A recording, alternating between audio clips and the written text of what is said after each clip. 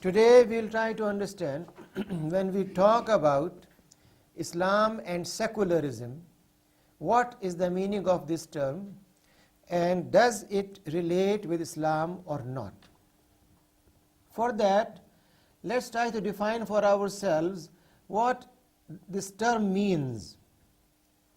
You will see that it is essentially a body of principles concerning human behavior based on rational knowledge, experience, and no much concern about any spiritual or theological aspects. That's how secularism is defined. It does not deal with theology, it does not deal with spirituality, but it deals essentially with human behavior which is based on rational and experiential aspects. Whatever your reason tells you, whatever you learn from your experience is the basis for your behavior and attitudes. This concept of secularism or secularity is closely associated with anti-religious movements in 17th, 18th and 19th centuries. When a revolt took place against European Christianity, Western Christianity within the Christian world, when people came up with the idea that the so-called God of Christianity is no more relevant, Nietzsche wrote that God of Christianity is dead, and many others who came up with the idea that now it's age of science and reason. There is no place for religion. In that context, the movement for secularity or secularism emerged in the European context. However, secularism should not be associated with what we call atheism. Atheism means when you have completely rejected the idea of a God. When you say that there is nothing exists like God, then you are atheistic. But if you accept a God, whatever the name may be, but that God is not functional in all areas of life, that's where we call it secularism. Let's see how this movement of secularism develops in the Western context. The philosophy of secularism was that religion or theology has no space in your everyday life. It has a space, but on specific days and times. If you are a Christian, you are welcome to go to a church on a Sunday. If you are a Jew, you can go to your synagogue on Saturday. If you are a Muslim, go and make your prayer on Friday. But don't bring your religion in politics, in economy, in family, in culture. Therefore, what it meant was a divide in life, a separation between activities, and for that, in 20th century, in 1929, a very important decision was taken, and that was to create the city-state of Vatican, where now the second leader of biggest Christian sect, Catholicism. You know, Protestants are in majority, Catholics are less than Protestant. So this second big group of Christianity, led by Pope, has a state which is hardly a few kilometers in Rome. That state of Vatican is where the rule of Pope should be implemented. That's where is his jurisdiction. But outside that is the world of secularity. So your ethical teachings, morality, everything can be implemented in your territory you call Vatican. Outside that Vatican, you can only give a sermon, but you have no authority at all. Similarly, in 19th century, you find a number of European countries coming up with basic changes in their society. In 1882, religious instructions were taken out of state schools in France, in Germany, and many places. They said it's enough for us to have some ethical teachings which may not have any link with religion. Among Muslim countries, Turkey was the leader in secularity. In 1924, it declared abolition of Khilafat of Usmani. In 1926, they declared that no Turk can wear a Turkish fez hat, but they have to wear Western hat. They should not wear Islamic dress, but they should wear suit, trouser and pant. Army officers must have every evening required dance groups in their units. Women are not allowed to wear hijab. Azan in Arabic cannot be pronounced from the minarets. All these were done in the name of secularity in Turkey. Until 1958, no one in Turkey could hear Azan publicly from minarets. So you have examples from Muslim countries as well as from the so-called West, which try to implement this philosophy of secularism in their own areas of life. Now, what are the doctrines or principles or philosophy of this term known as secularism? Yeah. Well, they have usually my lecture points available. I always give them hard copies. Sometimes they may not have. You can take notes and then you are not required to look for those. So first and foremost, when we talk about secularism, then first doctrine is no interference of religion in state. And that's what you find in many Muslim countries.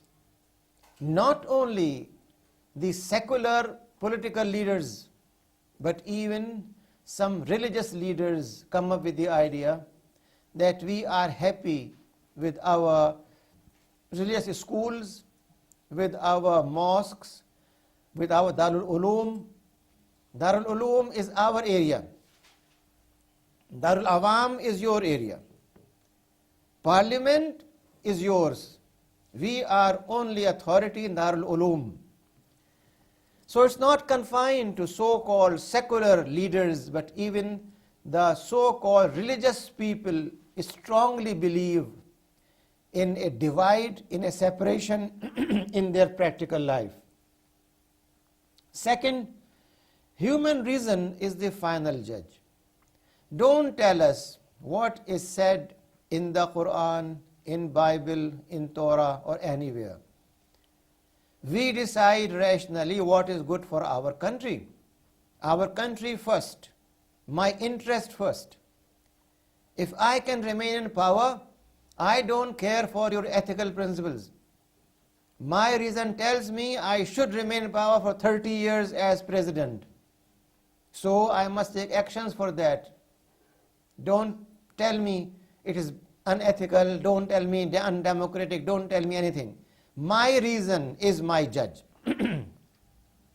Thirdly, a basic shift in human conduct that human behavior is essentially a matter of what benefits me. In philosophical terms, we call it utilitarianism. If something has utility for me, benefit for me, it is good. If it is good to grow grapes all over the country because there is a demand from wine making corporations to get grapes, I should do it and sell it to them at very high cost. No matter whether the Quran or whether Bible or any text says it is haram for you to drink and be part of that business. It is business. Therefore, I am selling my grapes at high cost to wineries and let them make wine out of it. So it's a shift in human behavior. Everything moves around your personal benefit utility.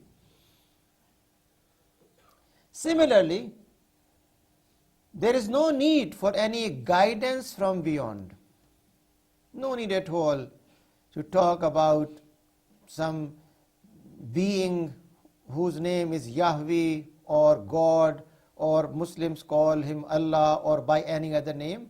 There is no need for that. I can decide my matters. Consequently, society is to be based on secular institutions. There is no need for any religious institutions. They are irrelevant. If you want to get married, no need for you to go to a church and ask a priest to perform this ceremony. No need for you to call a Maulana, an Imam, a person who is known for Islamic knowledge, and ask him, please let us help in having aqd an-nikah. Just go to a law court, fill some papers, sign a civil contract, and you are married. Why you need that? If you are worried, if you have some problems, you don't have to go to a scholar and ask him, sir, can you guide me, help me, tell me, can I make some dua, can I make some nafil, can I make some infaq so I can get out of my problems? You go and pay $500 to a psychiatrist, tell him your dreams, and he will solve your problems on this small fee of $500. Everything in your life to be substituted with the so-called secular institutions. And lastly, social needs met without any religious authorities. Whatever takes place in society is to be done by you with your social needs met yourself. No need at all to bring in any of the so-called religious leaders, scholars, etc.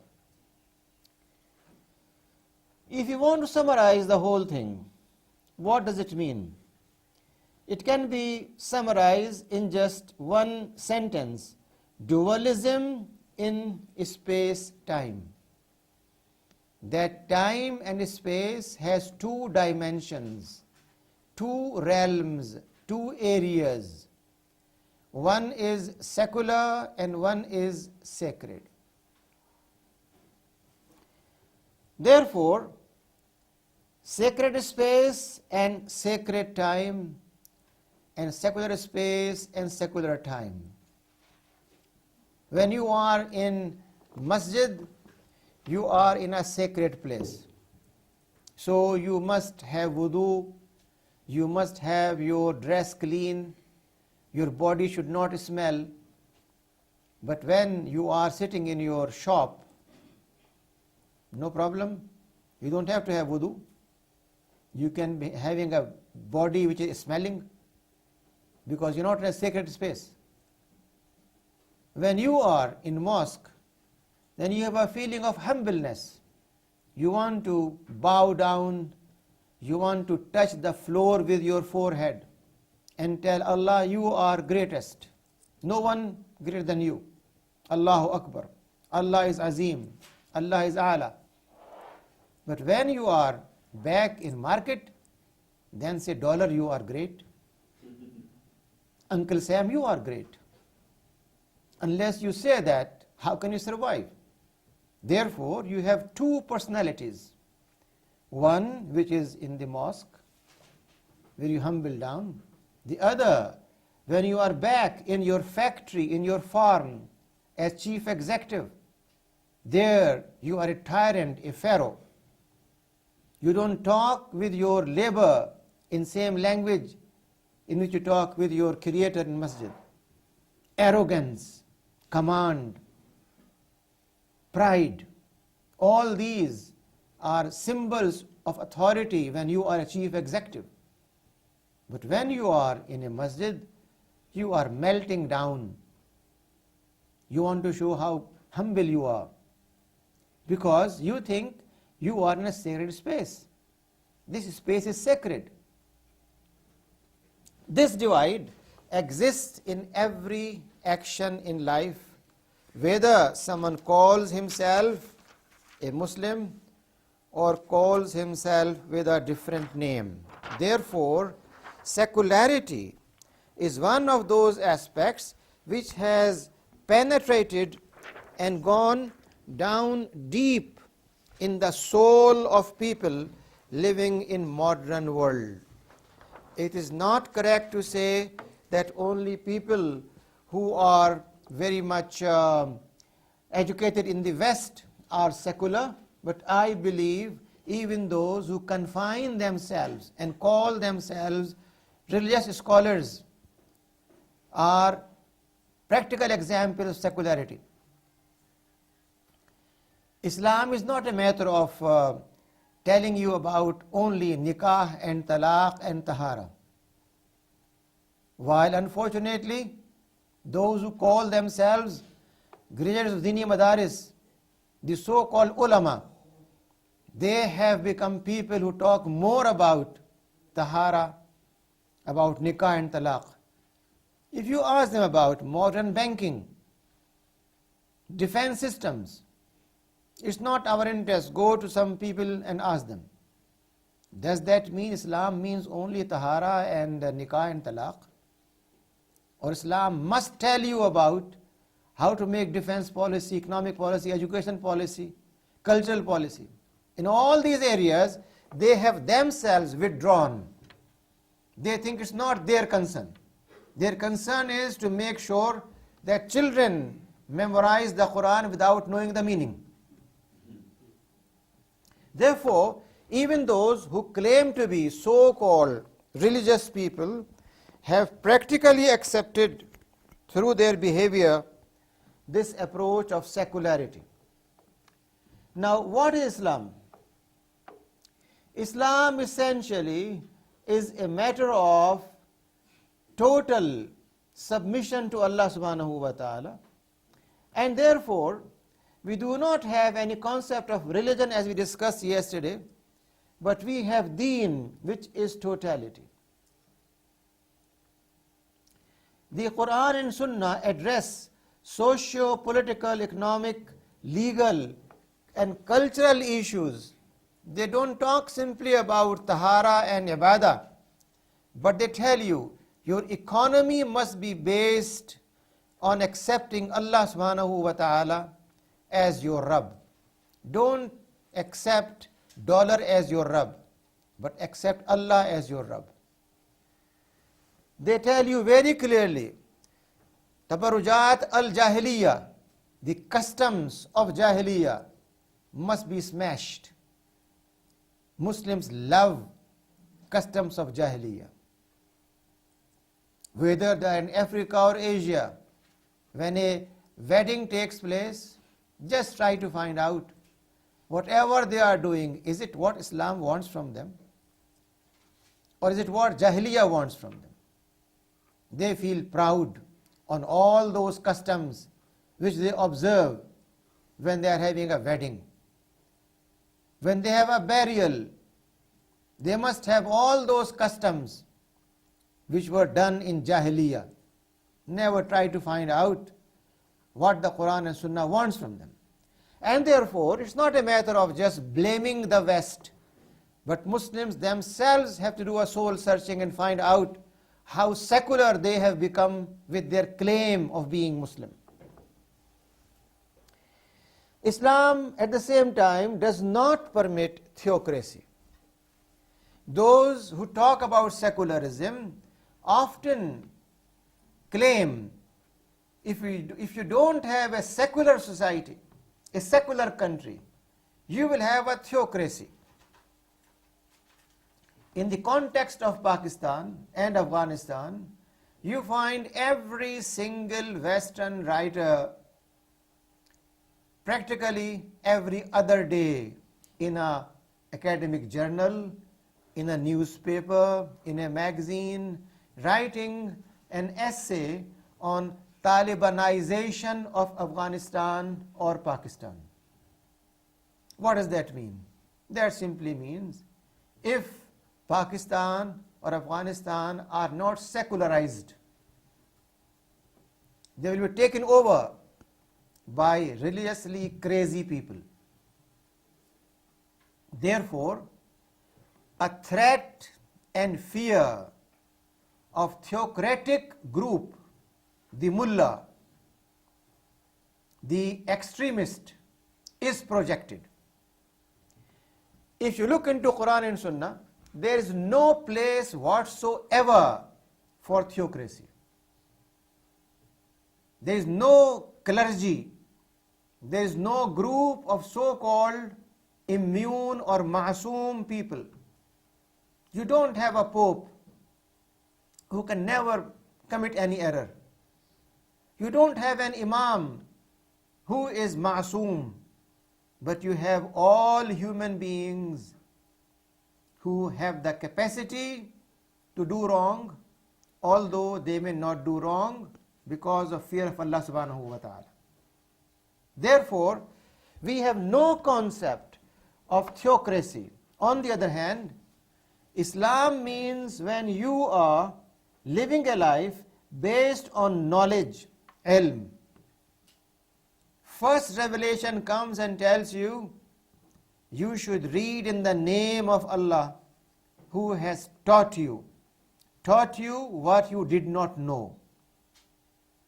And He taught you what you did not know by way of wahi, guidance directly given to the Prophet, peace be upon him, which means knowledge and not dogmatism is the basis of Islam.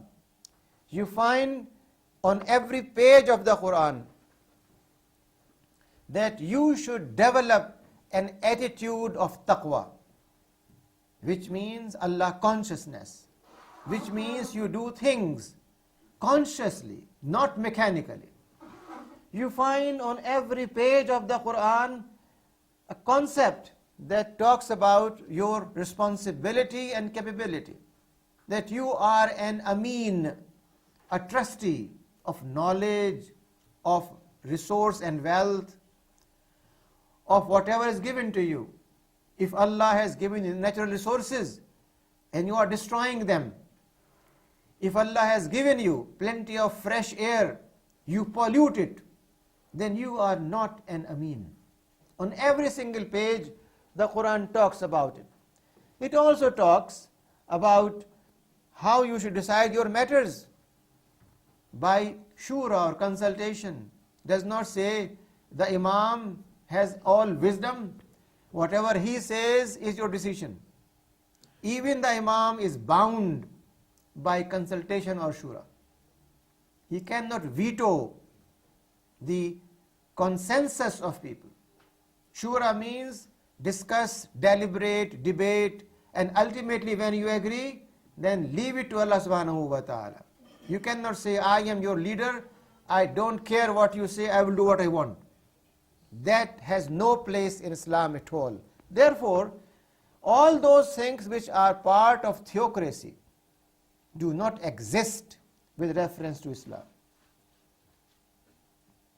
Islamic vision of life is based on a very crucial and central teaching of the Quran, which we call Tawheed, which means unity in life, unity in universe, unity in behavior, and ultimately submission to Allah subhanahu wa ta'ala alone.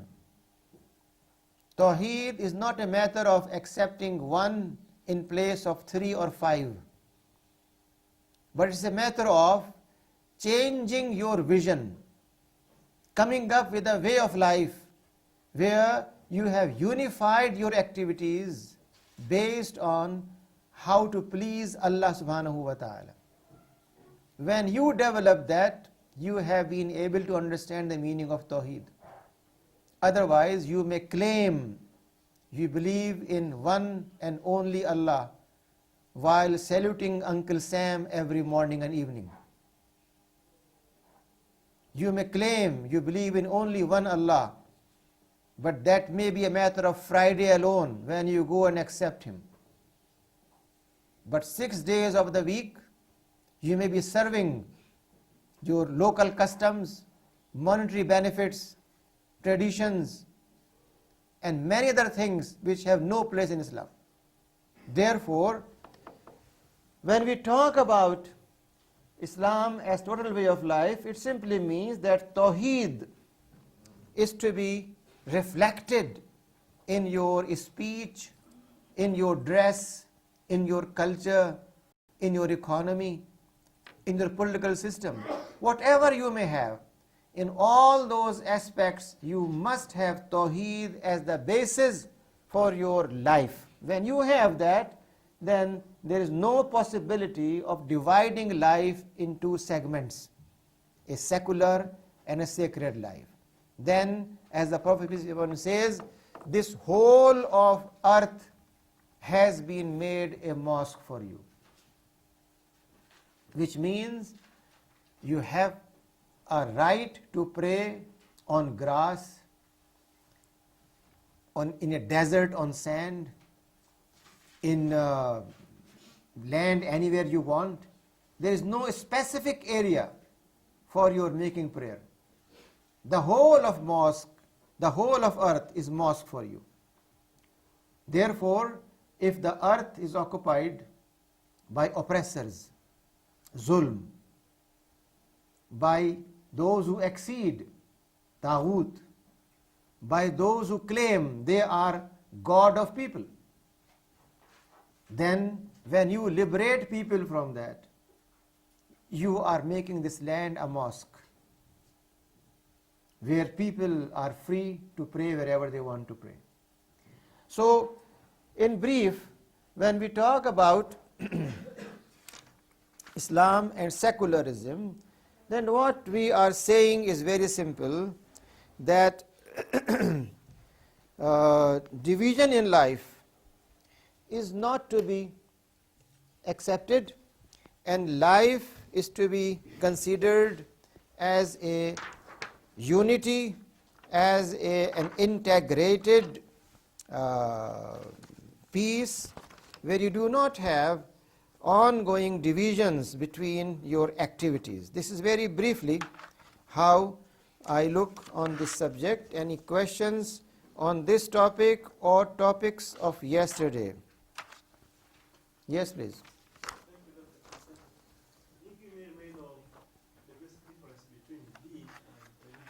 Pardon? The difference between deen and religion. Okay. You see, we talked yesterday and even today about how the Quran and Sunnah talk about human life.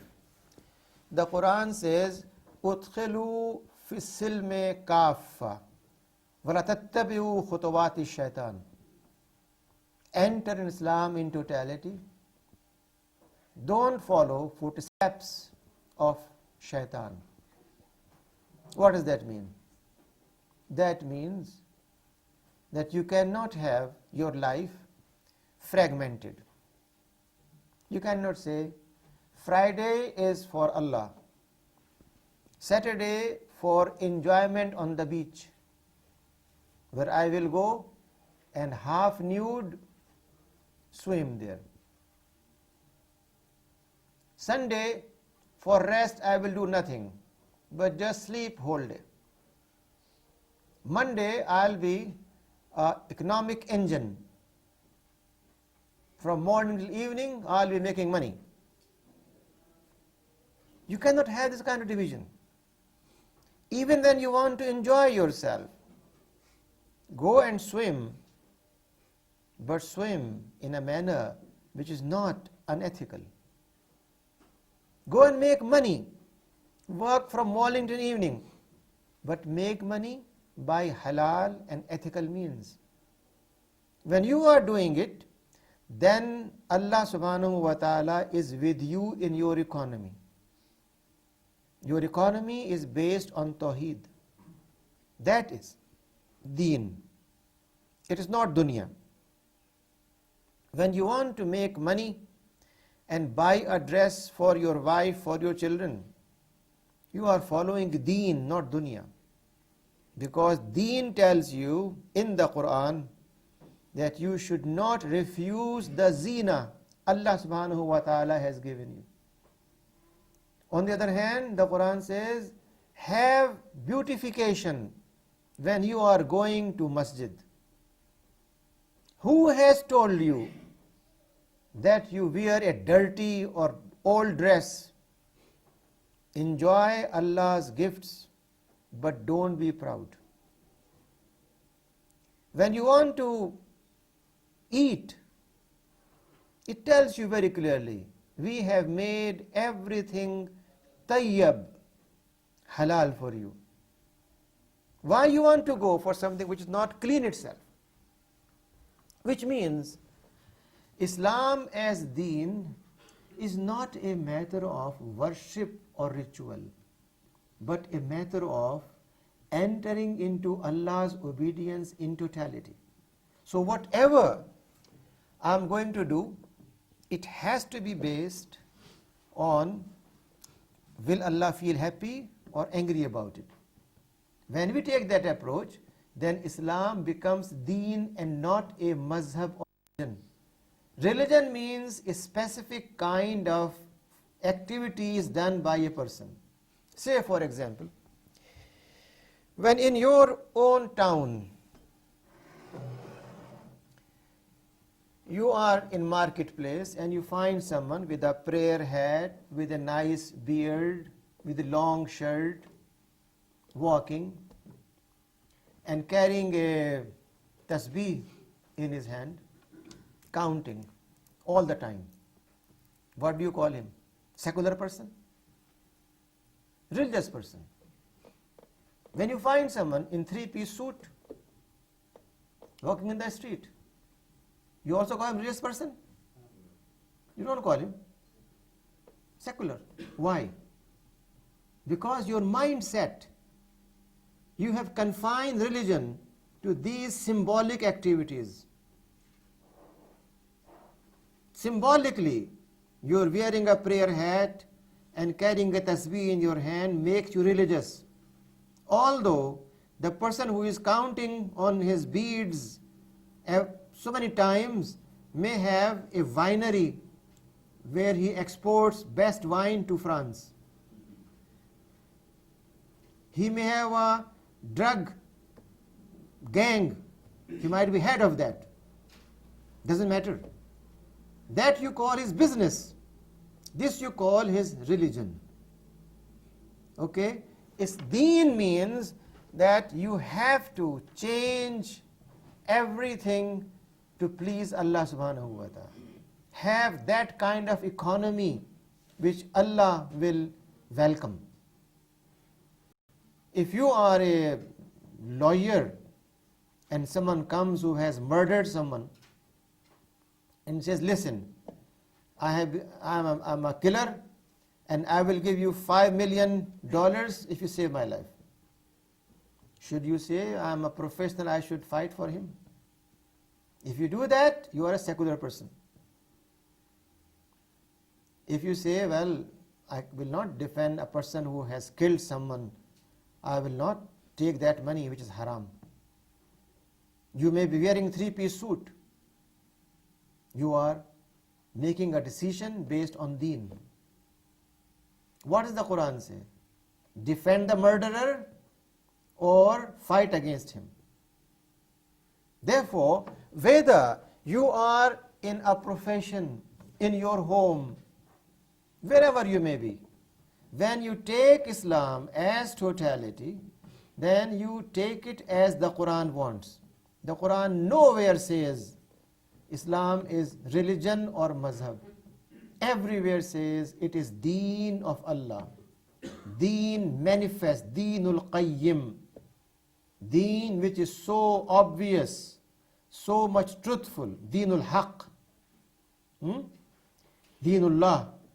All these terms are used by the Quran, and therefore it's not a matter of what I think, but it's a matter of what the Quran tells you.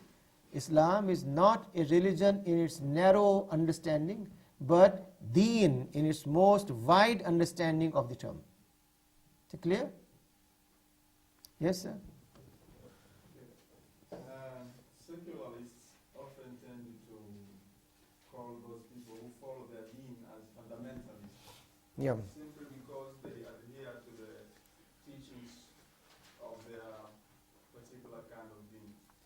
Now, could you also have a secular fundamentalist person in the same sense or whatever? Yeah, sure. I fully agree with you. We have a whole discussion on that, inshallah. Next lecture is on fundamentalism, and we'll go in details about it. But I fully agree with you. Next, please. Since you were talking about to defend the murder or the person, how in regard does Islam look at lawyers? Since lawyers, anybody, even though they know they are guilty, they want to get a lawyer to defend them in the court. How does Islam look at this?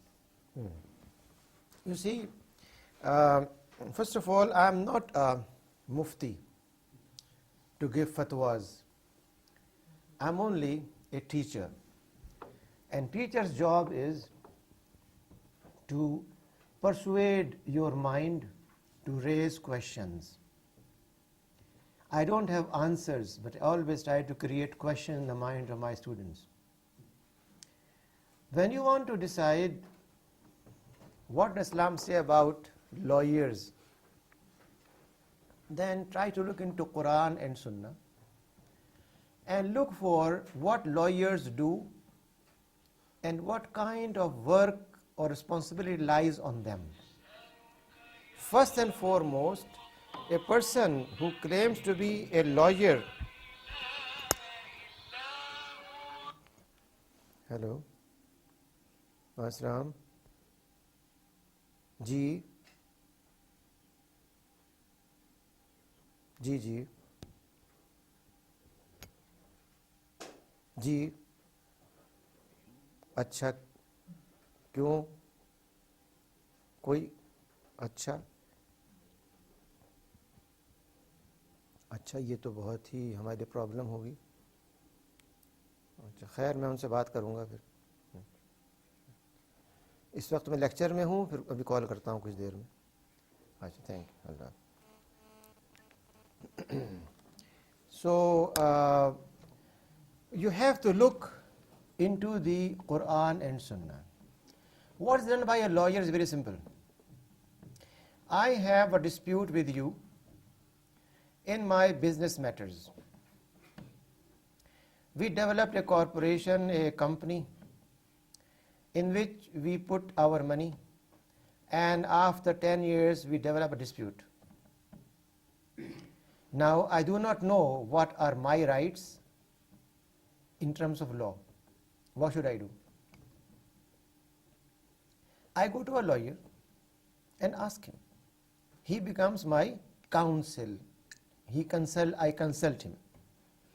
He tells me, in law, these are your rights and these are rights of your partner.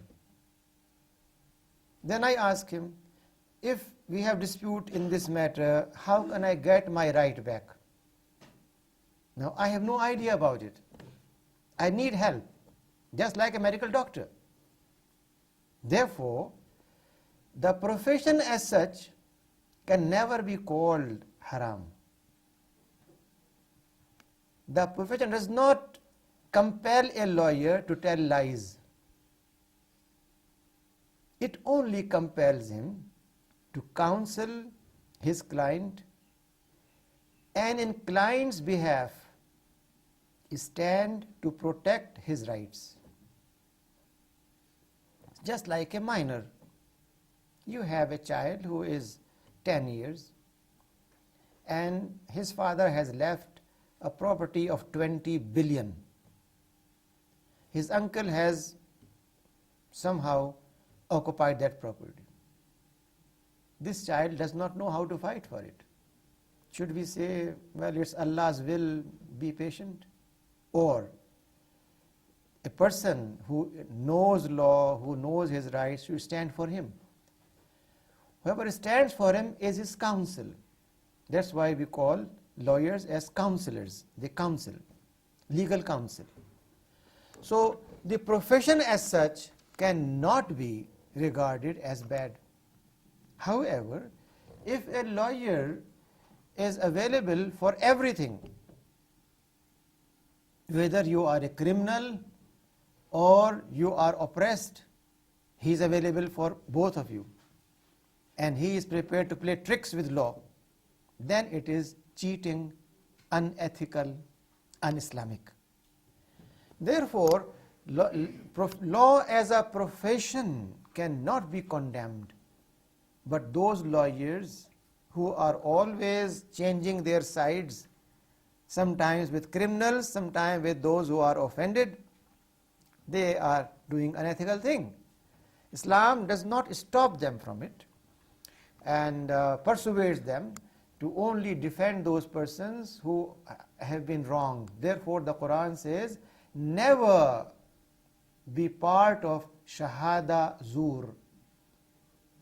Always do shahada for haqq. What does that mean? When a lawyer comes to a law court to defend a known criminal, is he doing shahada of haqq or zur? Therefore, profession as such cannot be categorized as un-Islamic, but definitely there can be lawyers who are available on a fixed price for anything you want from them, and that's not ethical and Islamic. Any other question? Yes, brother? Yeah, yesterday we discussed about seeking authority. Then we quoted a hadith that does not permit that. But that is the case that is happening in the world nowadays. Even Muslim leaders, like members of parliament, they normally come to ask for people's votes to vote them instead. Yeah. So what's your opinion on that? You see, it's not a matter of my opinion. When Prophet, peace be upon him, has said something specifically, we cannot have any opinion on that. When he says someone who is seeking power will not give him power, then you don't have to accept such persons as your leaders, but only those who are persuaded by the community to represent them. If there are people in the community who compel a person to become parliamentarian or become a leader, then it's perfectly okay. But someone who has been calculating, planning to become leader by hook or crook cannot be supported by Muslims. My second question, please, is about now that you have given us the difference between religion and deen, then could there be any right word to translate deen in English? Because normally we translate it as religion. Yeah, you see, deen can be translated as the way of life. The way of life. Because the way means this is specific. A way of life means common. When we use this term, deen of Islam, then it means that which is the complete, total, final way of life. It is in this sense that the Quran has also used the term deen al-fitra, which is the way of life for the whole universe. The whole of universe is following rules and regulations made by Allah subhanahu wa ta'ala for them. So it's following deen, and therefore even the Quran calls everything that exists in universe is Muslim in that sense. So we can use the way of life as a translation for the word deen, although I don't mind, you should use the term deen, why not? And explain to people that deen means the way of life, does not mean just religion. Yes, brother. In general, I wanted you to clarify.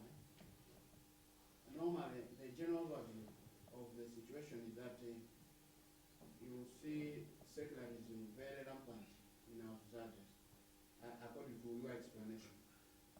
Muslims, good Muslims who pray, who do this and that, you find them, they work maybe in the banks where Riphah is being practiced. Maybe you see, like the example of the Arab world, there's Sharia being implemented, but you see that the leaders are kings, which is not Yeah. also. So I wanted to find out, is it that maybe, for example, most of the times if you want to get a, like if companies, they go for bidding, you know, if you want to get a contract, most of the times there will be bribes involved. So most Muslims will pay bread to someone so that they can get a contract and something like that, which may not be Islamic again, but you find that they are also Muslims in the mosque, on the masjid. They are chairman of what. So I want to find out, is it that we cannot have a perfect Islam practical on the ground, whereby people who are good at the masjid can also be running their affairs of day-to-day life Islamically? Is it not practical, or what's the problem that people divide? They behave this way, and then when they go the other side, they behave the other way around. Yeah. You see, the reason is very simple. For centuries, you, me, and our grandfathers have been told you have two things. One is your deen, other is your dunya. For deen, make hajj. For dunya, make a big factory and suck the blood of laborers and become the biggest industrialist of the country. Don't pay them their share, pay them least salary, least wages, and make as much money as you may, and do every year a hajj. This is what has been told, which has become our blood, our thinking for centuries. The Quran never said it. Prophet never said it. So the biggest problem with the Muslim mind is this internalized understanding where you have a divide, a division. Forgive me for my very blunt and very sometimes impolite expressions. Try to recall in your own community, wherever you are coming from.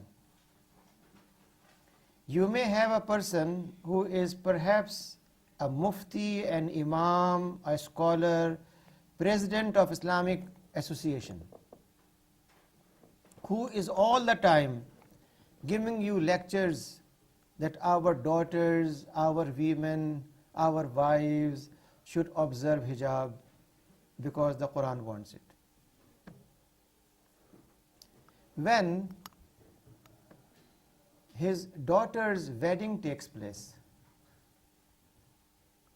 do you find the bride in hijab, or you find her sent to a beauty parlor for all kind of beautification? Do you find her dress revealing her body or not revealing her body? Where are his sermons on hijab? Because we have accepted for centuries this divide. Let us give sermon on hijab, but when your own daughter getting married, follow the custom of Jahiliyyah. This is the divide. No one is telling you.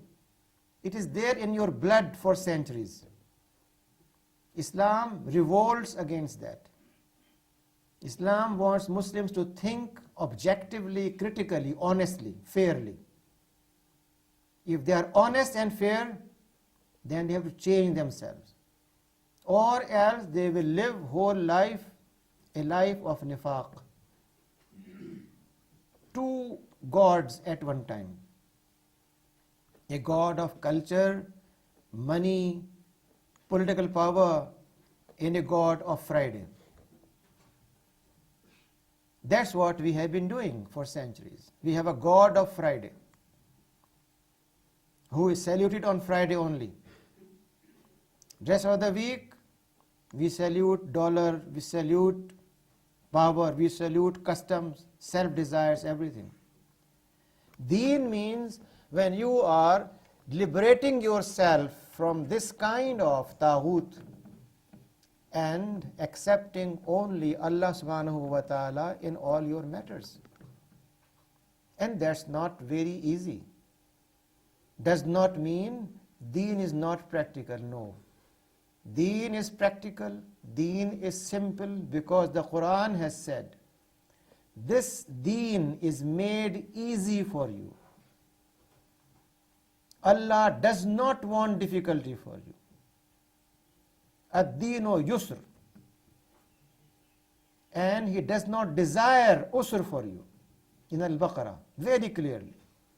Which means that Islamic teachings are practical, easily accessible to everyone. But if we are not prepared for that, we cannot blame it on the perfection of deen. No. Deen makes your life perfect with easiness, not with difficulty. If a person wants to run a business without bribe, he can run it.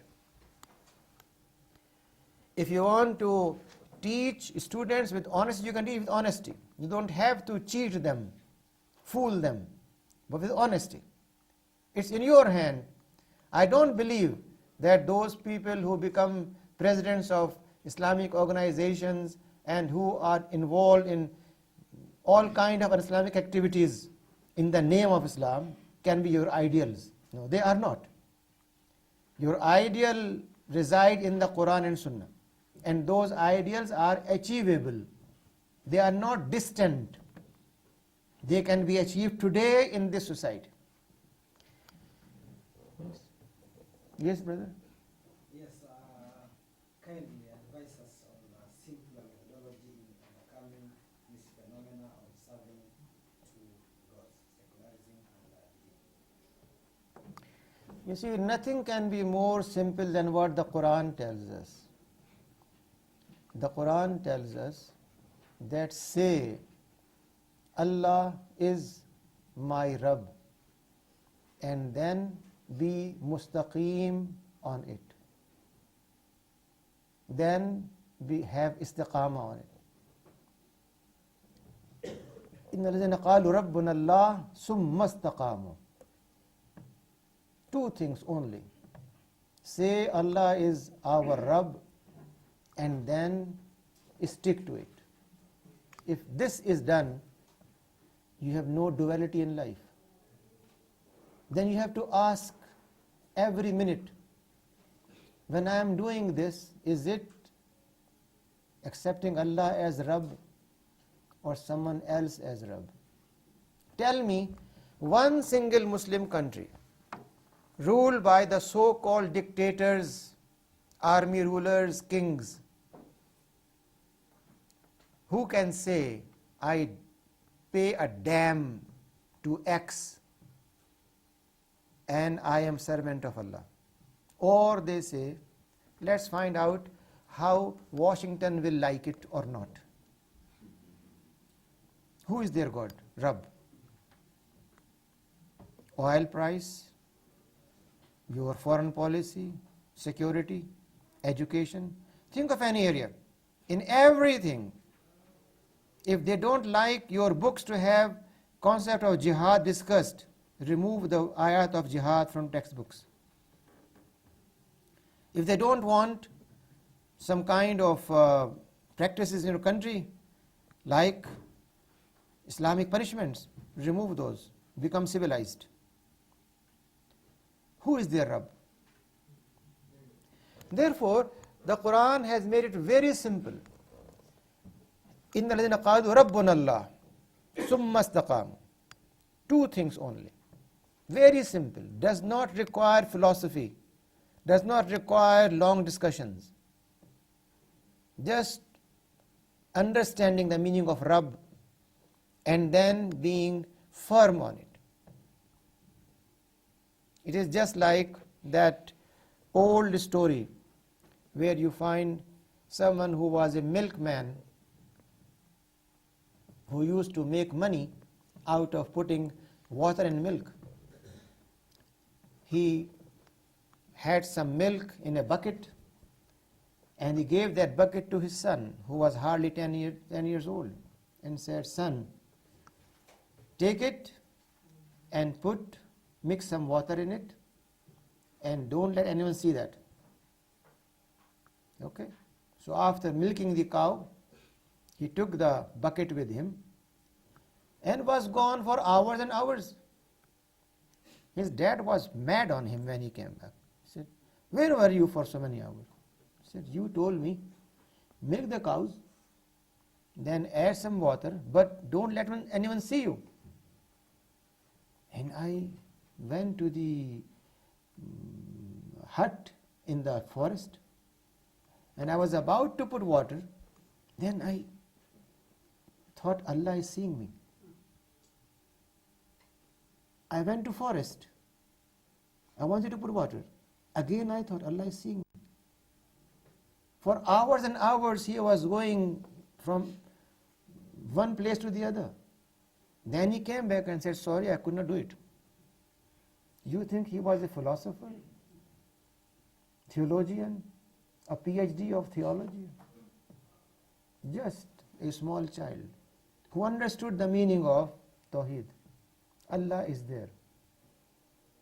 That's why the Quran says, when you say Allah is our Rabb and you understand, you are firm on it, then no one can shake you wherever you may be, in your business, in your home, in your economy, in your political matters. You will have the criteria in front of you. Should I accept it or not? Very simple. Is it because I am pleasing people or pleasing Allah? What's the objective? And you will be your own mufti. You don't have to ask anyone, should I do it or not?